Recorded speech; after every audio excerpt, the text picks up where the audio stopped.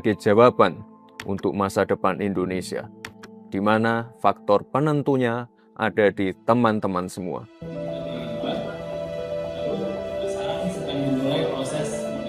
Karena kita, generasi muda, bukan sekedar bonus.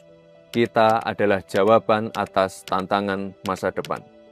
Kita lihat sendiri saat ini, banyak anak-anak muda kita yang sudah tampil di garis depan. Kemarin saya menonton film Jumbo, hasil karya animator muda Indonesia yang saat ini sudah menembus 4 juta penonton, serta akan ditayangkan di 17 negara Asia dan Eropa. Ini menjadi era baru industri animasi Indonesia. Timnas U17 kita untuk pertama kalinya lolos via kualifikasi ke Piala Dunia dan menjadi satu-satunya wakil dari Asia Tenggara. Syuting langsung dan gol! Alhamdulillah! Alhamdulillah!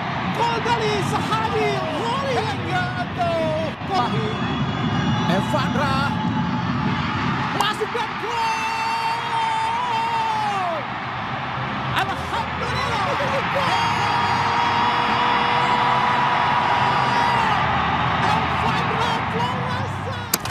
Ini adalah kekuatan kita sebagai generasi muda. Kita harus selalu siap dan mempersiapkan diri.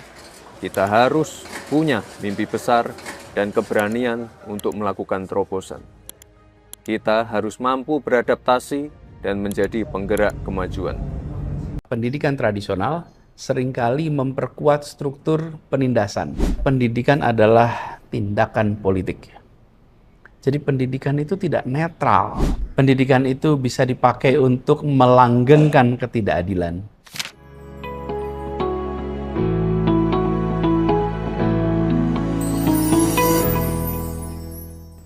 Assalamualaikum warahmatullahi wabarakatuh. Selamat datang kembali di kanal YouTube kami yang akan membahas sebuah buku kali ini. Hari ini kita akan bahas buku yang sangat berpengaruh, penuh inspirasi, yang pada masanya bahkan sampai kini masih terus menjadi rujukan. Pedagogy of the Oppressed atau Pendidikan Kaum Tertindas, karya Paulo Freire. Buku ini sering disebut sebagai salah satu karya paling penting dalam dunia pendidikan dan gerakan sosial di abad ke-20. Seperti biasa kita mulai dengan bicara tentang penulisnya. Penulisnya Paulo Freire ini adalah seorang pendidik, filsuf dari Brazil. Dia lahir 1921, lalu mengalami masa kecil yang penuh tantangan di tengah krisis ekonomi pada masa itu. Dan pengalaman hidup di tengah kemiskinan itu kemudian membentuk pandangannya bahwa pendidikan itu bukan sekedar soal membaca, menulis, berhitung, tapi pendidikan itu adalah soal membangkitkan kesadaran. Pendidikan adalah tentang bagaimana menghadirkan keadilan, bagaimana memampukan orang untuk bisa mengubah dunianya. Jadi selama hidupnya, Freire ini memperjuangkan pendidikan yang membebaskan, bukan pendidikan yang menindas. Nah, buku ini berangkat dari satu premis besar bahwa pendidikan tradisional seringkali memperkuat struktur penindasan. Jadi ada ketimpangan, lalu pendidikan itu bukannya menyelesaikan ketimpangan itu, tetapi dalam pandangannya, pendidikan itu justru menghasilkan lulusan-lulusan yang akan memperkuat struktur yang timpang itu. Yang dalam istilah beliau adalah penindasan atau tertindas. Nah, Freire mengkritik sistem pendidikan gaya lama yang disebut sebagai pendidikan gaya bank, di mana guru seolah-olah menyetorkan pengetahuan ke dalam diri siswa yang dianggap kosong, diisi dengan materi A, B, C, D, F, G. Nah, dalam model ini siswa itu pasif, siswa itu menerima apa saja yang diberikan tanpa berpikir kritis. Nah, Freire kemudian menawarkan alternatif yang radikal, pendidikan dialogis, yang mengajak kita untuk membangun pendidikan berbasis percakapan, berbasis kesetaraan, ada kesadaran kritis, di mana guru dan murid sama-sama belajar, sama-sama saling bertanya, sama-sama bertukar pikiran, sama-sama bertumbuh bersama. Nah, itu sebuah pendekatan yang sangat radikal pada masa itu ketika pertama kali ini muncul. Nah, mengapa buku ini penting?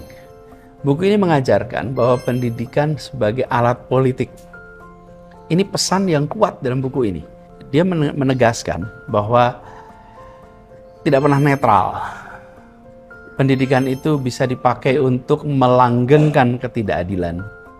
Pendidikan itu juga bisa digunakan untuk memerangi ketidakadilan, membebaskan manusia dari belenggu ketertindasan, ketimpangan. Jadi buku ini itu jelas mengatakan bahwa pendidikan bukan sekedar soal memberikan kompetensi, keterampilan, kemudian perilaku, tapi juga ini bagian dari sebuah rekayasa sosial. Nah, buku ini menjadi pondasi bagi gerakan sosial di seluruh dunia, pemberdayaan petani di Amerika Latin, sampai pendidikan kritis di Amerika Serikat, di Afrika.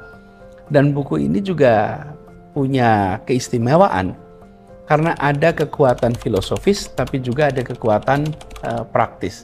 Bahkan hari ini, kira-kira kalau dilihat jumlah tahun ya, buku ini terbit kalau tidak salah pertama kali tahun 70-an. Jadi kalau sampai sekarang itu udah 55 tahun.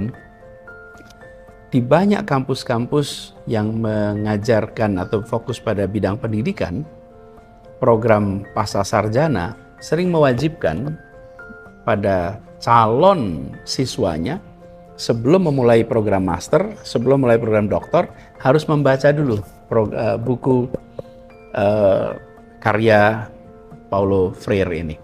Jadi ini adalah gambaran bahwa buku ini bukan hanya hebat di zamannya, tapi sekarang 55 tahun kemudian buku ini masih terus menjadi salah satu bacaan dasar untuk orang-orang yang belajar pendidikan atau kebijakan pendidikan. Nah, buku ini juga ada unik karena gaya tulisannya puitis, walaupun berat, tapi cara penyampaiannya sastrawi. Jadi tiap paragraf itu seperti mengajak kita untuk merenung lebih dalam tentang hubungan antara pengetahuan, kekuasaan, pembebasan.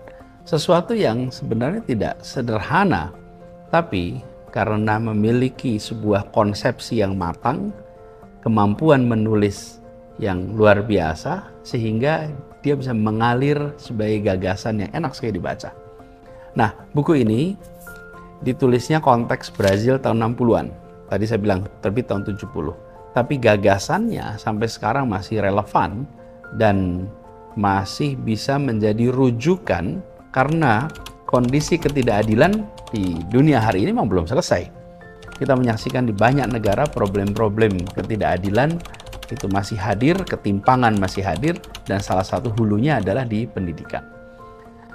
Buku ini bagaimanapun juga adalah karya yang bisa dikritik. Jadi banyak juga kritik. Sebagian pembaca merasa bahwa gaya bahasa Freire ini terlalu teoritis, kadang-kadang susah dipahami, apalagi bagi mereka yang baru mulai belajar teori ilmu sosial. Ada juga yang mengatakan bahwa Freire terlalu idealis karena mempercayai bahwa semua orang yang tertindas itu pasti bangkit jika diberikan pendidikan kritis. Padahal kenyataannya perubahan sosial itu jauh lebih kompleks daripada membekali dengan kemampuan untuk bisa kritis. Nah, walaupun begitu teman-teman sekalian, kita ketika membaca ini dengan pikiran terbuka, pendidikan kaum tertindas, itu tetap saja buku ini menawarkan peta jalan moral yang amat kuat pada siapapun yang ingin menjadikan pendidikan sebagai alat perubahan. Pendidikan sebagai satu alat untuk melakukan transformasi sosial, transformasi di masyarakat. Buku ini memberikan gambaran bahwa itu sesuatu yang bisa dikerjakan, sesuatu yang memang layak untuk dikerjakan, dan bisa terbukti bahwa salah satu hulu untuk bisa nanti muaranya adalah kesetaraan, hulunya adalah dengan pendidikan yang kalau istilah beliau. Halo teman-teman, berjumpa bersama saya di Politik Dangi. Kalau kita melihat bagaimana video Gibran ya berbicara tentang bonus demografi, ini penuh dengan kontroversial teman-teman. Dan kalau kita lihat beberapa waktu lalu ramai sekali dislike terhadap video Gibran tersebut ya, bahkan melebihi penonton teman-teman.